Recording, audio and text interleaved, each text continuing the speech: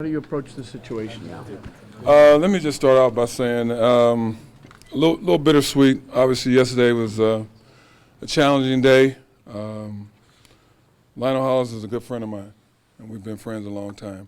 I understand the situation from the organization standpoint, but I just want to thank him for giving me this opportunity to be on his staff. I think he's a solid basketball mind. It's unfortunate things went the way it did, but we spoke at length yesterday. He will continue to be my friend, and I wish him the best. He and his family has went over the top for me this past year and a half. So I just want to thank him for the opportunity to be on his staff. But going forward, obviously you go through the process of trying to figure out what to do. I've been around these guys for a year and a half, at least most of them, so I have a good feel for who they are as men. And my approach is trying to free them up to play basketball. Whatever they got in their head about how we should play, I just want them to just be themselves and free them up to just have fun on the basketball court. And obviously we've had a hard time doing that these past 37 games, and my focus is to try to free them up and just having fun on the floor and just playing the game. Obviously we need to find out what we have here. I'm looking to Brooke, Thad, Joe, even Jared. I know he's not playing, for them to be leaders, to show our team the way to go, be professional, practice hard at your craft. This is your job, and you have a privilege of being in the NBA, and they have to approach it that way. And that's just not our main guys. This is our young fellas, Chris McCullough. I know Rondé's coming back off for injury. Everybody has to do their part to help this team turn around. And that's my challenge, and that's my focus going forward.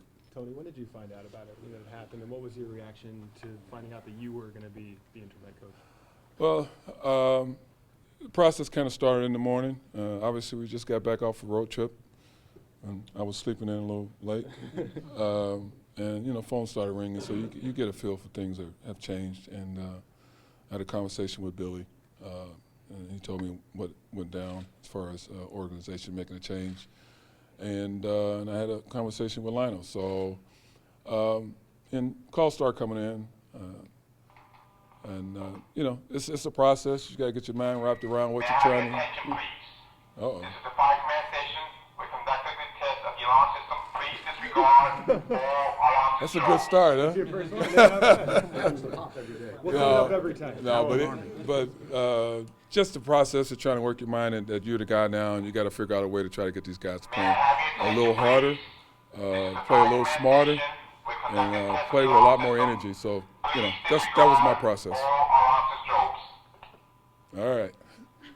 Go ahead. Anybody else? How's your staff going to be made up? Obviously, with Coach Hollins being gone and Coach Westphal being gone, Joe Wolf has become the lead guy for me. He's going to handle a lot of the defensive responsibilities that I had. Jay Humphreys was spending a lot of time on the offensive side of the ball. Obviously, he's going to have more input on that. Steve Jones, who was behind our bench, is going to move up to the front, and Jim Sands is going to be an active participant in our staff as well. So everybody's going to bump up a little bit. I will say this. Joe Wolf has got a lot of basketball experience, and he's been a head coach in the developmental league. Jay Humphreys has been a head coach in Asia, in different countries. So I respect their abilities. Obviously, me and Hump has played together with the Milwaukee Bucks, so we have history. I respect their abilities. I know they're going to do a good job. These guys have been in the business a long time, so I don't doubt what they bring to the table. Coach, what's a realistic goal for this team for the remainder of the season? Is it playoffs? Is it 500? No, I think that's going too far down the road. I mean, listen, we're a 10-27 team. Obviously, we hadn't played well. We've had some key injuries. Our goal is to take game by game and up our energy level. We want to play freer. We want to have a little bit more fun playing the basketball. But I'm not going in there and telling them, hey, we got to make the playoffs or we got a chance. And our job right now is to try to turn this thing around, play a little harder, play a little smarter, have some fun, and let the games dictate what happens. I mean, obviously we like to win, But we need to find out what we have with some of our young players and some of the guys we acquired during the offseason. We just need to play and let the chips fall where they may. When you were playing Freer, were we saying you want to clear their minds, maybe having been beaten down by some of these losses, or you want I to think losing affects everybody. As you've seen, it affected the organization. We had to change it up, but hey, I got no master plan on how to do that. I'm going to try to do it game by game. Obviously, I'm trying to free them up of all the stuff that's happened these past 37 games. This is a fresh start for all of them, including me. It's a blank canvas. Let's just see, all right? They're going to go out and play. They're going to play a little harder, play a little smarter. Hopefully we're not making the same mistakes we do on both ends of the floor. And we're just trying to change the atmosphere around here a little bit. Tony, I know you spoke at great length about your respect for Lionel and how he is as a coach. But will a Tony Brown coach team be different than a Lionel Brown's coach team, if at all? We will find out. Like I said, they know me.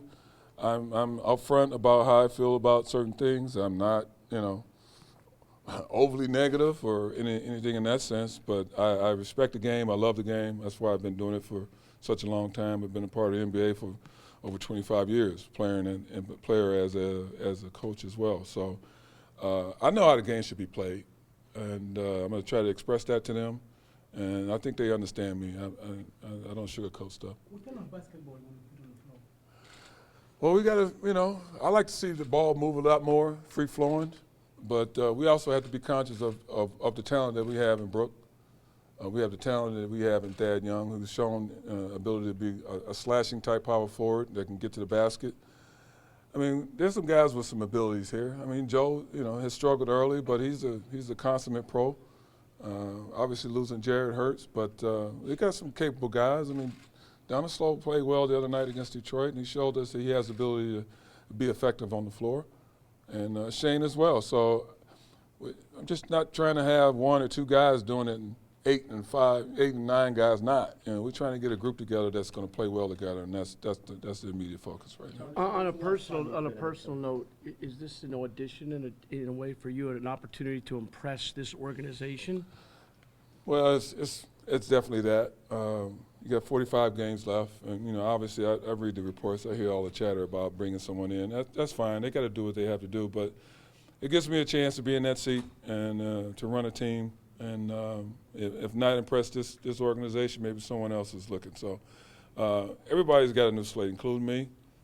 This is my first chance being a head coach, obviously interim. But my approach is always going to be the same. I'm going to try to find the best way to win games. I'm going to try to find the best way to get our guys playing the right way. And let's see what happens.